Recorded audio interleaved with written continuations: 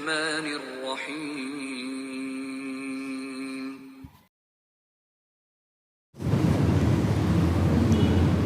Assalamualaikum warahmatullahi wabarakatuh. Alhamdulillah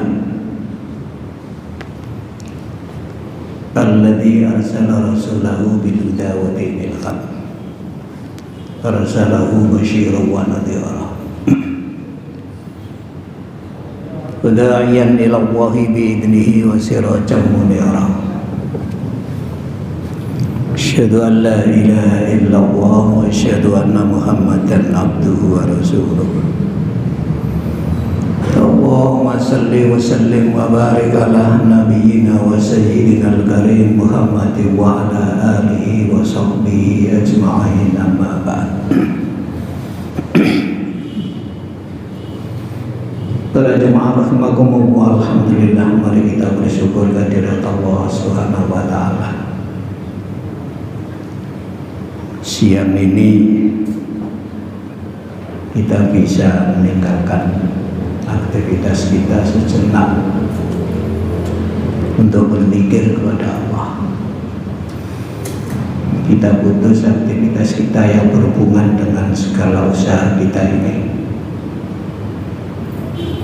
dengan perdagangan bisnis kita ini, dengan jual beli kita, dengan pekerjaan kita, untuk berzikir dan bermunajat kepada Allah dengan melaksanakan sholat duhur berjamaah di masjid. Mudah-mudahan apa yang kita amalkan ini memiliki fungsi menjadikan kita menjadi orang-orang yang lebih teguh di dalam keberimanan kita, keberislaman kita, keberagamaan kita itu, sehingga sholat ini memberikan makna sholat yang fungsional bagi kita sebagai orang-orang yang diperintah oleh Allah mengerjakan sholat. Bukan sekedar kewajiban yang bersifat rutinitas,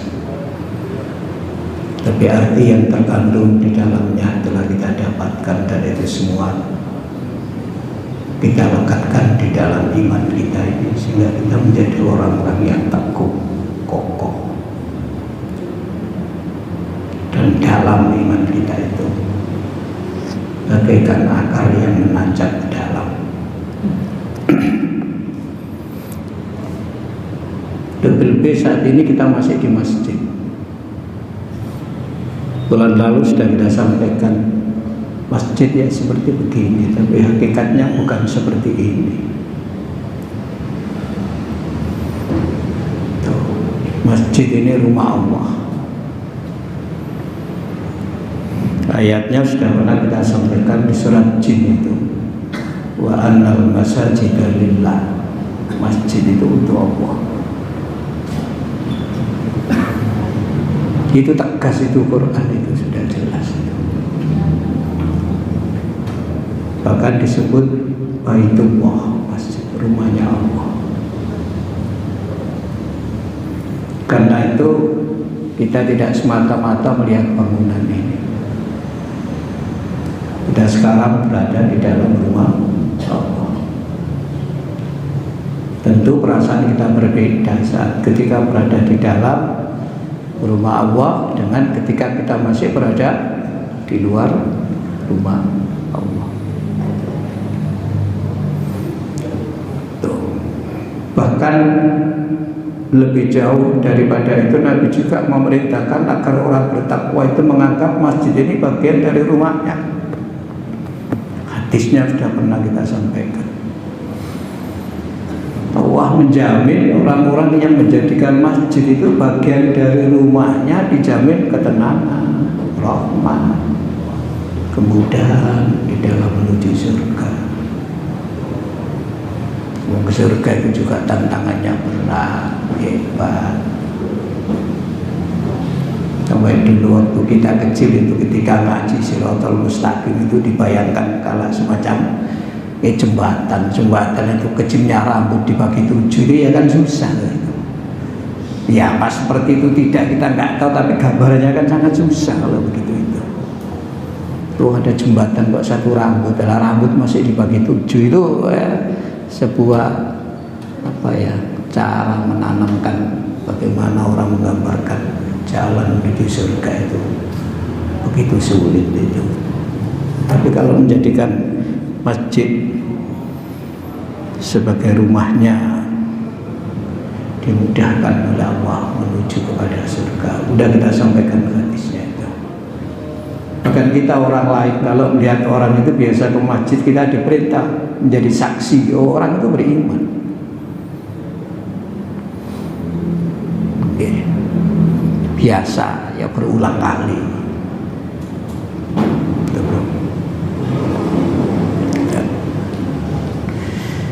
Di dalam surat An-Nur ayat 36 itu Allah berfirman yang berkaitan dengan masjid di situ itu 36 37 itu. Ini kita lanjutkan kajian yang lalu itu. A'udzu billahi minasyaitonir rajim fi buyutin adzinallahu an turfa'a wa yudhkara fiha ismuhu yusabbihu lahu fiha bil ghuduwi wal asar. Fi buyutin, di rumah Allah, ya di masjid ini. Adzinallahu, Allah memberikan izin, Allah memerintahkan kita, Allah menyuruh kita anturfa'a, untuk meninggikan masjid ini, untuk memuliakan, untuk menghormati. Tuh kita masuk aja loh ke masjid, sebelum duduk diperintah sholat 2 rakaat, sholat menghormat masjid. Apanya yang dihormati? Ya rumah Allahnya ini yang dihormati, bukan bangunannya. Mungkin kalau bangunannya kita melihat hotel, lebih bagus hotel. Ada apanya masjid dibanding dengan hotel? Apalagi terkadang hotel itu bangunannya luar biasa bagusnya, ada masjid tapi di pojok kecil begitu, tapi itu rumah Allah kecil gitu Pak ya, gitu. Nggak sebanding, jangankan dibanding dengan seluruh bangunan, dibanding dengan tempat-tempat tertentu aja jauh, tapi itu rumah Allah. Anturfa'a, ditinggikan, dihormati. Maka jangan mengotori. Kemarin sudah kita sampaikan di surat surat Jin itu, fala tad'u ma'allahi ilahan akhar. Di masjid itu jangan sampai syirik. Syirik itu ya bisa riya, harus tulus. Hatinya itu ditutup Pak di dalam masjid itu supaya tentram.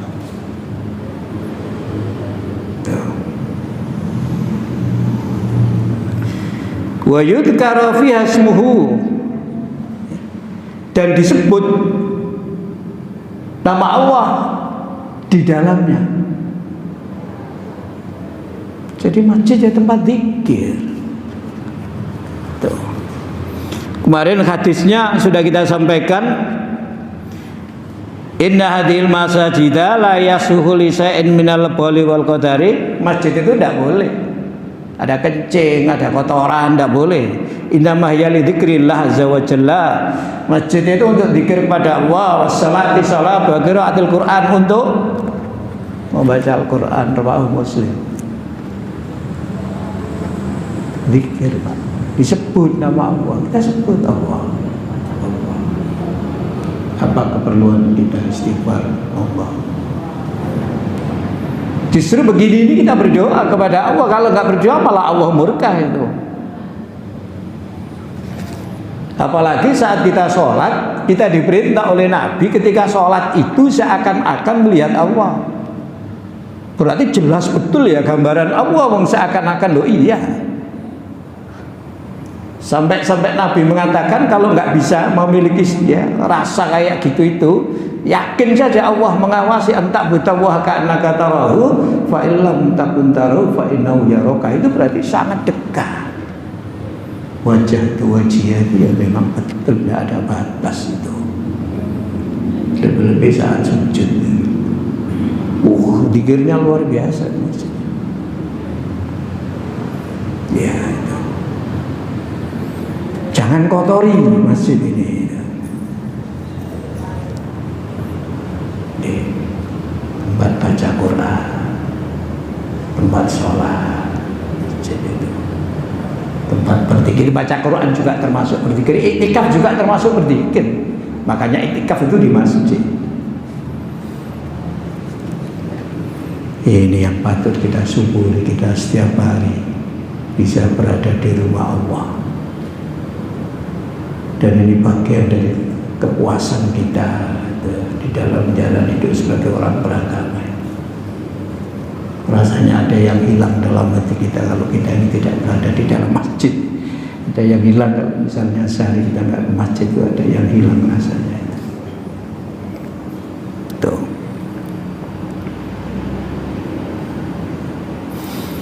Yusabbihu lahu fiha, bertasbih kepada Allah fiha di dalam masjid bil ghudwi wal asal, baik di waktu pagi maupun di waktu petang. Artinya mulai pagi dan petang ada kesempatan untuk itu. Bertasbih. Apalagi kalau kita ikuti hadis kata Nabi, siapa yang membaca subhanallah wa bihamdihi keping 100 Pak, setiap hari itu. Ada yang mengatakan waktu terbaik itu ya habis sholat subuh atau habis sholat maghrib. Apapun besarnya dosa orang itu diampuni oleh Allah, meskipun dosanya itu setinggi gunung, diampuni oleh Allah. Subhanallah bihamdihi, subhanallah bihamdihi, subhanallah. Makanya kalau ada orang di masjid sing dipikir kok dagang, cari Nabi tidak akan beruntung, itu tidak akan beruntung. Engko lewis mari. Bapak dan masjid itu yang dijadikan istirahat oleh bapak-bapak yang mereka punya aktivitas dalam bisnis, begitu istirahat di masjid ngitung waktu ini sholat berjamaah lupa lega Pak gitu, si gue itu kan mau ditinggal sekadang dihitung kita itu gak dihitung kok ya harus segera terhitung.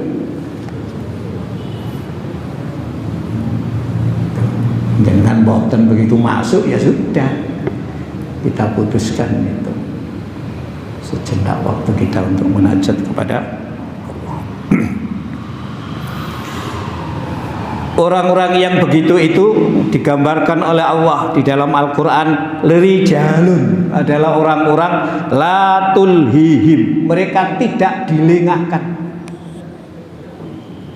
tidak dilalaikan, tidak dilupakan. Oleh apa? Tijarotun, oleh perdagangannya, oleh bisnisnya, oleh aktivitas pekerjaannya. Wala bai'un, dan tidak dilupakan oleh jual belinya, tidak dilupakan dari siapa? Al-zikrillah, dari mengingat Allah lah. Ya kita ini sekarang ini patut kita syukuri loh Pak, ini Pak ini. Bahwa aktivitas pekerjaan boleh numpuk, boleh banyak, pesanan boleh juga meningkat, tapi tetap tidak dilupakan kalau sudah waktunya seperti ini. Tidak lupa kepada wong yang memberikan karunia itu Allah, kok malah dilupakan. Orang pekerjaan banyak, gak sempat nang masjid. Terus kapan sembaca kalau dikasih oleh Allah karunia baca? Jangan kadang ke masjid nggak tempat hiburan sempat kita itu gitu ya. Kalau sudah mau liburan itu kita merencanakan ke sana sempat Pak itu, tapi tidak ke masjid. Tuh. Nah, jadi orang-orang yang digambarkan seperti panjenengan kayak gitu kata Allah di dalam Al-Quran. Wa iqamis sholata, negakkan sholat, ya jelas panjenengan. Wa ita'iz zakata, dan mengeluarkan zakat. Meskipun di sini zakat, tapi bagian dari zakat itu juga infak, karena zakat itu termasuk kategori infak fisabilillah. Sudah sering kita sampaikan, ada infak, ada sedekah. Infak itu ada infak fisabilillah, ada infak fisabilis syaitan. Infak fisabilillah itu disebut dengan sedekah. Dan meskipun sedekah tidak mesti dalam bentuk infak fisabilillah. Karena apa? Infak dari kata nafkah. Nafkah itu tasarruful mal, menghabiskan harta benda, membelanjakan harta benda. Jadi infak itu dengan harta. Tapi sedekah bisa tidak dengan harta, dengan sikap, tenaga, pikiran. Itu bisa bersedekah dengan mengucapkan kalimat-kalimat yang baik, itu sedekah. Tapi infak fisabilillah itu namanya sedekah. Sedekah itu ada yang wajib, itu namanya zakat. Jadi masih satu paket. Zakat termasuk infak fisabilillah. Disebut di sini wa ita'iz zakata. Bahkan di Quran ditegaskan kita itu kalau infak, terutama kepada kerabat itu ya dianjurkan oleh Al-Quran dengan harta yang masih kita cintai. Ala hubbihi zawil wa atal mala ala hubbihi, memberikan harta yang masih dicintai, zawil kurba, kepada kerabat, wal yatama wal masakin wa ibnas sabil.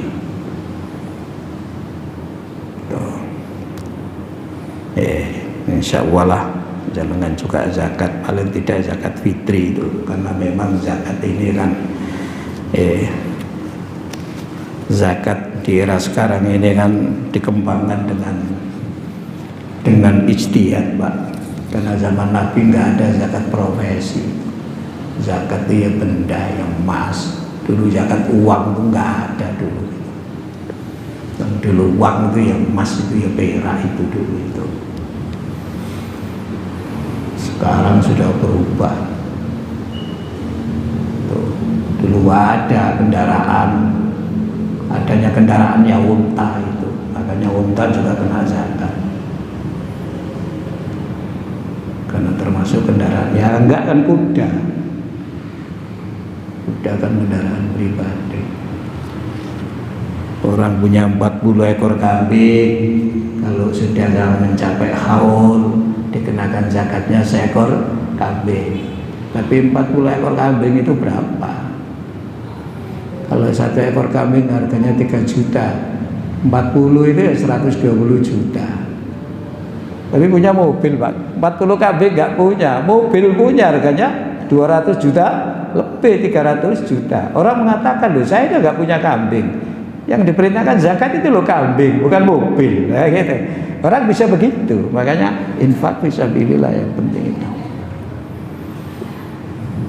Sehingga dulu pernah kita sampaikan, Al-Lais itu orang kaya tapi nggak pernah zakat. Karena apa? Hartanya habis diinfakkan Pak.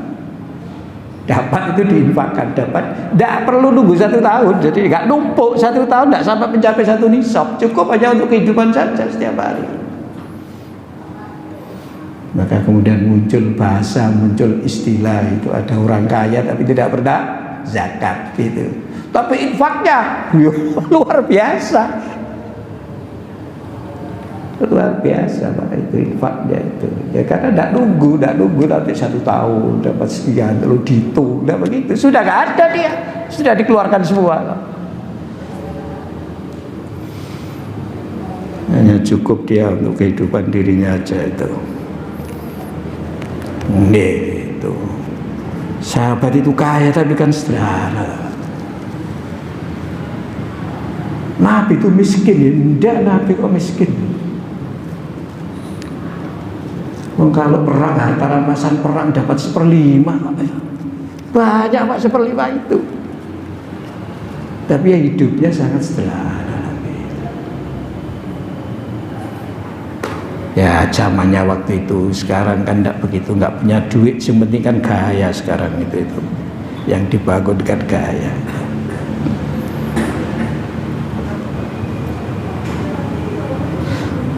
Ya khafuna yauma, mereka takut pada hari taqallubu. Hati manusia itu bolak-balik, bergejolak hatinya itu. Fihil qulubu wal absar, di mana mata hati manusia itu besok goncang. Takut itu. Jadi orang di masjid itu yang dipandang bukan sekedar sekarang, tapi juga nanti dari kiamat itu, dari akhirat. Di mana hari akhirat itu mata manusia itu melodot semua di hadapan Allah. Ya apa nanti kalau nggak dipandang sama Allah, nggak direken sama Allah. Maka masjid dimanfaatkan seperti itu. Mudah-mudahan kita termasuk yang diterangkan oleh Allah di dalam surat An-Nur ayat 36 ayat 37. Insya Allah kalau sudah termasuk itu kata Allah, liyajziyahumullahu ahsana ma'amilu, Allah akan memberikan balasan yang terbaik dari apa yang telah dilakukannya. Pokoknya terbaik lah. Kalau kita melakukan hanya seperti begini, nah balasannya sudah terbaik pokoknya. Tuh. Wa yazidahum min fadli, Allah akan memberikan tambahan apa, keutamaan. Kita itu diutamakan di hadapan Allah. Mungkin kita ini karyawan, pegawai nggak pernah dianggap penting di tempat kerja kita, di kampung nggak pernah dianggap penting. Tapi karena kita begini ini, di hadapan Allah dianggap orang penting, punya keutamaan, dan kita diutamakan oleh Allah. Tuh. Wallahu yarzuqu may yasha'u bighairi hisab. Nah ini kemudian ayat ini ditutup, Allah itu memberikan rezeki kepada siapapun yang bisa saja rezeki itu tanpa bisa diduga dari mana datangnya. Ayat ini kan sejalan dengan ayat kalau kamu sholat itu yang sabar. Jangan sholat itu kayak dikejar-kejar oleh pekerjaan. Tuh. Seakan-akan kalau kita itu tidak segera melaksanakan apa yang tadi kita kerjakan, kita akan mengalami kerugian besar. Kata Allah, kalau kamu sholat sabar itu rezekimu nggak tak kurangi, nggak tak ambil rezekimu itu. Wah, yang memberi rezeki kamu itu loh aku, kata Allah gitu. Yang memberi rezeki kamu itu aku. Ini akibat orang-orang yang bertakwa. Di dalam ayat ini, begitu setelah Allah menyampaikan balasan bagi mereka yang tidak dilalaikan oleh perdagangan jual beli, selalu berzikir kepada Allah di masjid pada saat-saat seperti ini, lalu ditutup ayat ini dengan wallahu yarzuqu may yasha'u bighairi hisab. Allah memberikan rezeki kepada siapapun yang dikehendaki tanpa dapat diduga dari mana datangnya rezeki itu. Artinya kita jangan takut itu loh Pak, bahasanya di sini itu. Kalau kemudian kita seperti ini nanti rezeki kita kurang. Nah, mudah-mudahan ayat-ayat ini selalu mengilhami kita. Jadi beberapa kajian kita ini masih terkait dengan masjid itu, supaya kita ini betul-betul melihat masjid itu sesuatu yang sangat indah. Dan kemarin sudah kita sampaikan bagaimana kemudian Masjidil Haram, Masjidil Aqsa itu, Masjid Nabawi itu kayak apa kemudian. Lalu bagaimana Nabi juga menganjurkan kita, kamu jangan bersemangat bepergian kamu kecuali ketika masjid ini itu. Kayak gitu-gitu itu. Ini kan Nabi yang bilang. Ada apa Nabi kok kemudian memerintahkan kita sampai seperti itu? Bahkan dijamin biayamu kamu umrah haji. Semua itu bagian dari infak fisabilillah. Apalagi kamu itu tamu Allah. Yang undang kamu ke sana itu loh Allah. Tapi ke sana ke Masjidil Haram loh untuk menunaikan ibadah haji dan umrah loh itu ya itu. Bukan untuk bekerja di sana. Bukan untuk jalan-jalan toh. Demikian kurang lebihnya mohon maaf. Assalamualaikum warahmatullahi wabarakatuh.